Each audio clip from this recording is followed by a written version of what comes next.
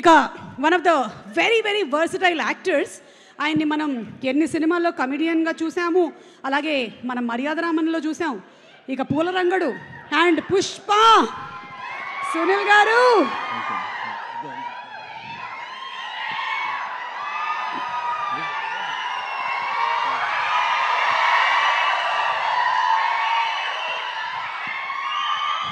మనిషి అనేవాడు ఇన్నిట్లు తింటాడా?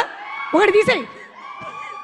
ఇలా సునీల్ గారి బంక్ సీను, ఎన్ని డైలాగులు ఇప్పటికీ కూడా మనకి మీ మాడ్యూల్గా తిరుగుతూనే ఉంటాయి.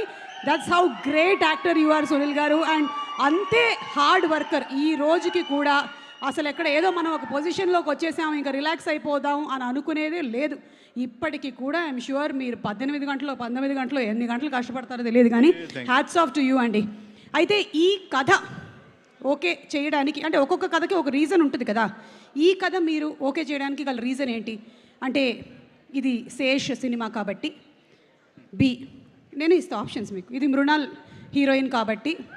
అంటే శేష్ గారు అనే తెలుసండి, మృణాల్ గారు అని ఫస్ట్ తెలియదు నాకు. తెలియదు, ఓకే. సో శేష్ గారు వాళ్ళు చెప్పారు, ప్లస్ రవి నాకు బాగా క్లోజు, అబ్బూరి. సో భీమవరం నుంచే క్లోజు. సో చాలా పర్పస్ఫుల్ సినిమా తీస్తారు శేష్ గారు, సిన్సియర్గా తీస్తారు. ఇప్పుడు జంజీ నుంచి మా ఓల్డ్ జనరేషన్ దాకా అందరికీ ఊరుకోండి, అందరికీ అర్థమయ్యేలాగా, అందరికీ క్యాచీగా ఉండేలాగా ఆయన తీస్తారు. అలాంటి దాంట్లో మంచి ఛాన్స్ అని ఫీల్ అయ్యాను. క్యారెక్టర్ విన్నానండి, చాలా సిన్సియర్ క్యారెక్టర్, చాలా మంచి క్యారెక్టర్ అండి, చాలా కూల్ సిన్సియర్.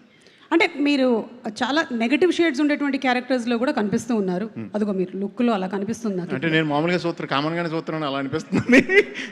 కొంచెం ఆ షేడ్ అట్లా తొంగి చూసింది ఒకసారి ఇట్లా, అదే లేదా కామెడీ షేడ్.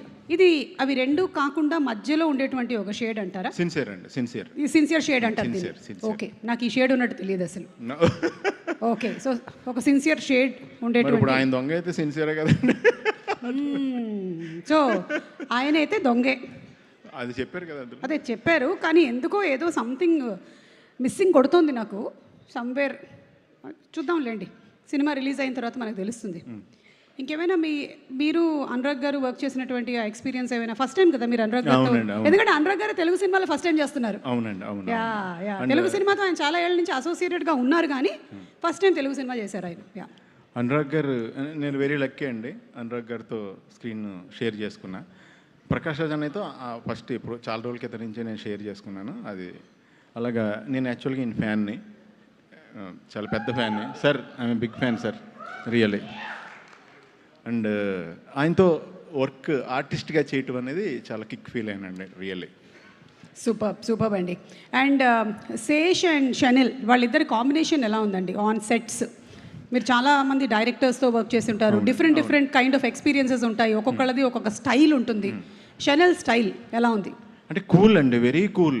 అంటే చేసేది వచ్చి మీరు చూశారు కదా, గేట్ వేసినప్పుడు వచ్చి ఆ ట్రైన్ గుద్ది అలాంటి సీన్ చేస్తున్నప్పుడు వీళ్ళిద్దరు వెరీ కూల్. చాలా సరదాగా ఆడతా పాడుతా సాంగ్ చేస్తున్నట్టు చేశారు సినిమా అంతా కూడా, ఫైట్లు అన్నీ కూడా.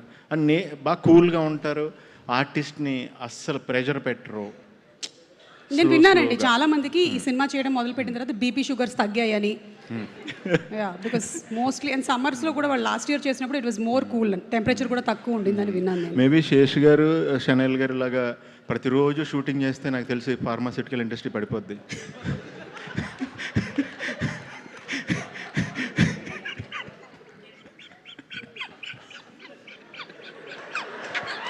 మళ్ళీ కొంచెం గట్టిగా నవ్వరా?